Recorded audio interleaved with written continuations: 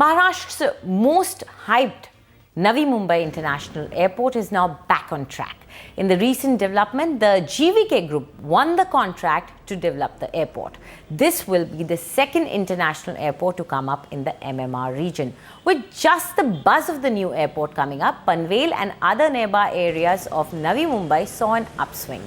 Once the airport becomes functional, the immediate beneficiaries of this will be Panvel, Kharghar and Ulve. Along the airport, the other infrastructure developments like the metro and Trans-Harbour Link Road are also set to change the real estate fortunes of these areas. However, experts believe that a lot more still needs to be done to make these areas lucrative for home buyers. We are talking about some special economic zones or some job creation because this location, whatever said and done, still is far away from the rest of MMR region.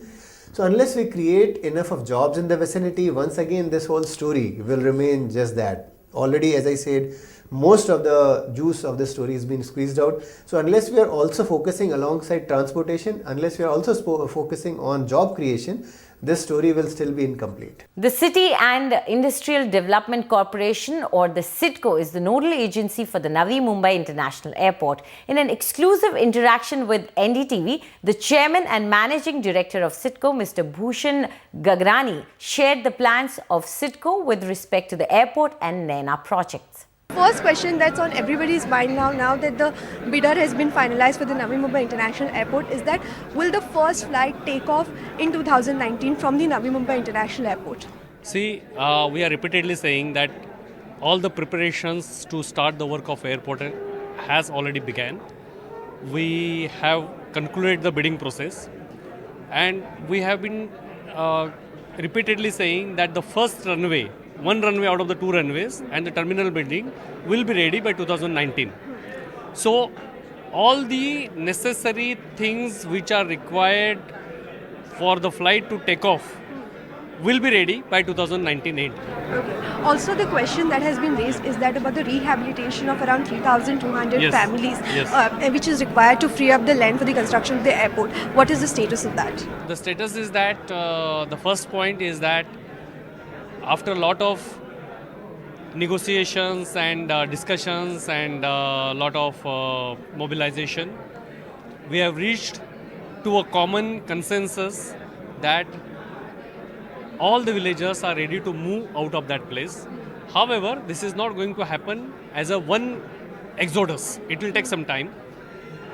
No one has said that they are opposing the airport and they don't want to move. Everybody is saying that they are supporting the airport and they are ready to move. However, they require some kind of a time.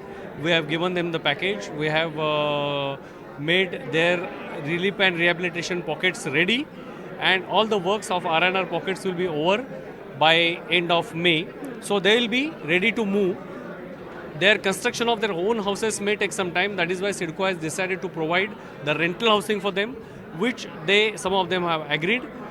Out of the 10 villages, 2 villages are falling into the core area, which needs to be removed on priority. And rest of the villages will move from that area as the work progresses. Okay. And about the cost, right now it is at 16,000 crores. That's right. Do you see any cost escalation? Right now, no.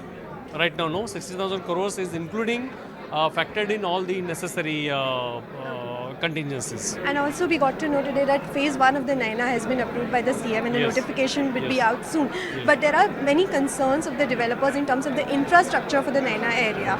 So how does CIDCO plan to address this? See, the plan is just being approved by the government. And as I said, NAINA is a participatory model. It is not a land acquisition model. So participatory model, the responsibility squarely lies on the people, the land aggregators, the leaders, the people representative, everyone. So everybody will have to come forward to make this scheme successful. Otherwise, CIDCO cannot guarantee any infrastructure only on CIDCO's behalf. We can make an investment, that is a different matter.